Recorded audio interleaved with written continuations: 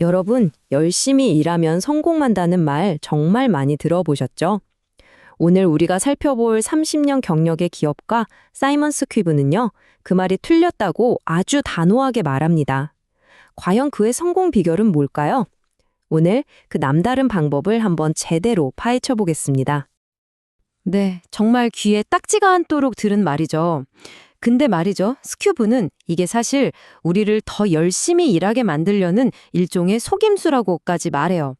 진짜 성공의 열쇠는 그게 아니라는 거죠. 그럼 진짜 비결은 뭘까요? 자, 그럼 열심히 일하는 게 답이 아니라면 도대체 어디서부터 시작해야 할까요? 보통은 좋은 사업 아이템을 찾거나 시장 조사를 하는 것부터 생각하잖아요? 그런데 스큐브의 대답은 아주 단호하게 아니요입니다. 그가 말하는 시작점은 우리가 생각하는 것과는 정말 완전히 다른 곳에 있습니다. 보통 사업한다고 하면 다들 그러잖아요. 아직 아무도 안 하는 거, 시장의 빈틈을 찾아야 해 하고요. 하지만 스퀴브는 정반대의 이야기를 합니다. 첫 번째 규칙은 경쟁 같은 건 일단 잊어버리고 당신의 심장을 뛰게 하는 일, 그러니까 돈 한 푼 안 받아도 그냥 좋아서 할 수 있는 일, 바로 그 열정에서 시작하라는 겁니다. 실제로 그의 에이전시, 플루이드를 보세요. 시작할 때 경쟁사가 무려 500개가 넘었대요. 근데 뭐가 달랐을까요? 바로 마케팅에 대한 그의 순수한 집착이었습니다. 그게 결국 그를 정상에 올려놓은 거죠. 자, 이게 바로 스퀴브가 제안하는 정말 돈 한 푼 없이도 시작할 수 있는 3단계 방법론입니다. 모든 건 열정에서 시작해요. 그리고 아주 간단한 실행으로 옮기는 거죠. 마지막으로 단순히 돈 버는 걸 넘어서는 어떤 목적으로 이걸 완성하는 겁니다. 이 목적이야말로 당신 자신은 물론이고 팀원들 그리고 미래의 고객들까지 모두를 움직이는 아주 강력한 엔진이 되어줄 겁니다. 그리고 그 두꺼운 사업계획서 있잖아요. 그건 그냥 서랍에 넣어두라고 하네요. 대신에 스퀴브는 살아 움직이는 마인드맵을 쓰라고 조언해요. 이게 왜 좋냐면요. 마인드맵은 딱 정해진 길이 아니거든요. 우리가 배우고 성장하면서 함께 진화하는 그런 유연한 지도 같은 거예요. 좋습니다. 이제 스퀴브 철학의 진짜 심장부로 들어가 보겠습니다. 아마 그의 원책 중에서 가장 강력하면서도 어쩌면 가장 받아들이기 힘든 부분일 수도 있겠네요. 그게 뭐냐면 이기기 위해서는 먼저 지는 법을 완벽하게 마스터해야 한다는 겁니다. 우리가 학교 다닐 때 어땠나요? 정답을 맞춰야 하고 틀리는 건 나쁜 거라고 배웠잖아요. 근데 스큐브는 바로 그 실패에 대한 두려움 때문에 A학점 학생들이 결국 D학점 학생 밑에서 일하게 된다고 아주 직설적으로 말합니다. 왜냐고요? 비즈니스라는 진짜 세상에서는 실패야말로 가장 비싼 과외고 또 가장 값진 교훈이니까요. 자, 그럼 이 패배를 어떻게 마스터하라는 걸까요?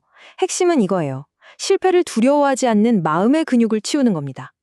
예를 들어서 단기적인 자존심 같은 거 좀 내려놓고 남들이 나를 좀 과소평가하는 걸 오히려 즐기는 거죠. 그러면 남들이 못 보는 기회를 잡을 수 있거든요. 결국 중요한 건 한 번도 안 넘어지는 게 아니에요. 넘어져도 괜찮으니까 다시 일어날 수 있는 그 힘, 바로 회복 탄력성이죠. 자, 이제 지는 법을 받아들였다면 진짜로 이기는 게임은 어떻게 시작해야 할까요? 스퀴브는 여기에도 기존의 비즈니스 상식을 완전히 뒤집는 공식을 제시합니다. 이게 바로 스퀴브가 말하는 승리의 첫 번째 비밀병기, 바로 만족 지연입니다. 무슨 말이냐면요, 당장 눈앞에 있는 열매를 따려고 조급해하지 말라는 거예요. 마치 농부가 수확하기 전에 땅부터 기름지게 만드는 것처럼요. 고객한테서 뭘 받을지부터 생각하는 게 아니라 내가 뭘 줄 수 있을까에 먼저 집중하는 거죠. 바로 거기서 진짜 관계가 시작되는 겁니다. 와, 이 9년이라는 숫자가 그의 철학을 정말 제대로 보여주죠. 그는 한 명의 목표 고객과 관계를 쌓기 위해서 무려 9년을 기다렸다고 합니다. 끈질기게 다가간 거죠. 그리고 그 고객은 결국 계약을 했을 뿐만 아니라 그의 회사가 운영되는 내내 파트너가 되어주었대요. 승리 공식의 나머지 절반은 바로 운을 내 편으로 만드는 겁니다. 근데 스퀴브가 말하는 운은 무슨 로또 당첨 같은 그런 게 아니에요. 그가 말하는 운이란 건 첫째, 내가 하는 일을 사랑해서 끈기 있게 버티고, 둘째, 나만의 성공이 뭔지 정확히 알고, 마지막으로 계산된 위험을 기꺼이 감수할 때 필연적으로 따라오는 결과물이라는 거죠. 자, 이제 거의 다 왔습니다. 지금까지 이야기한 모든 원칙들을 하나로 꿰뚫는 마지막 핵심, 사이먼 스크립 방식의 최종 목적지입니다. 그건 바로 비즈니스가 아니라 브랜드를 만드는 겁니다. 스위크브는 이렇게 강조합니다. 비즈니스는 돈을 벌지만 브랜드는 유산을 남긴다고요.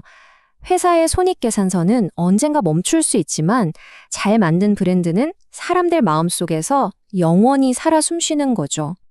그가 자신의 에이전시를 정말 인생을 바꿀 만한 엄청난 금액에 매각했을 때 회사를 사들인 사람들이 그에게 이런 말을 했다고 합니다.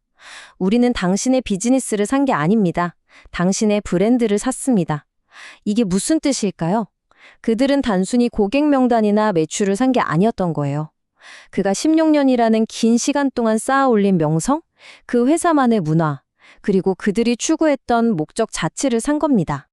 그렇다면 우리가 만들어야 할 브랜드란 대체 뭘까요? 그건 바로 사람들이 여러분의 이름을 들었을 때 어떤 감정을 느끼는가, 여러분이 이 세상에 어떤 문제를 해결해주고 있는가, 그리고 여러분이 어떤 가치를 지키고 있는가에 대한 총체적인 대답입니다. 자, 오늘 사이먼 스키브의 창업 여정을 함께 따라와 봤는데요. 이제 여러분의 차례입니다. 여러분의 일이나 사업을 한번 돌아보면서 스스로에게 이 질문을 던져보세요. 나는 지금 팔기 위한 것을 만들고 있는가? 아니면 영원히 남을 것을 만들고 있는가? 그 대답이 앞으로 여러분의 여정을 결정하게 될 겁니다.